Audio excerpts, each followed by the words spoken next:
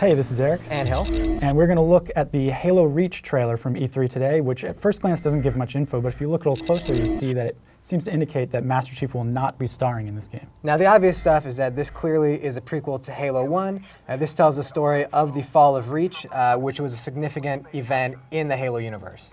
And if you look right here, you get a nice view of Reach from space. This is the UNSC primary headquarters. It's the major shipyard for humanity. It's big. It's pretty much the Fort Knox. And spoilers, this is where most of the Spartans are going to die. And speaking of Spartans dying, if you look right about here, you can see what appears to be one of the Spartans drifting by. And if you read the books, you'll know that James actually drifts off and dies in space.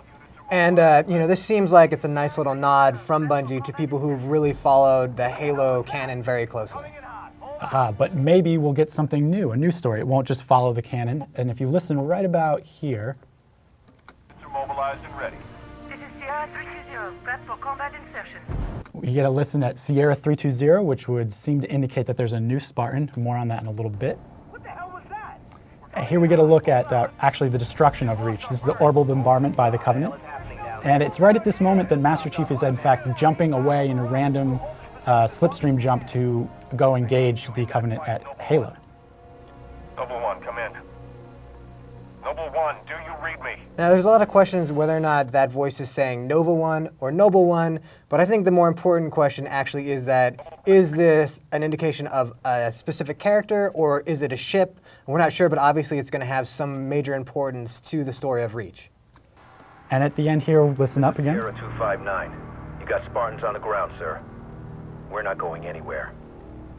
Now that seems pretty important because not only do we have Spartans plural on the ground, it's also Sierra 259.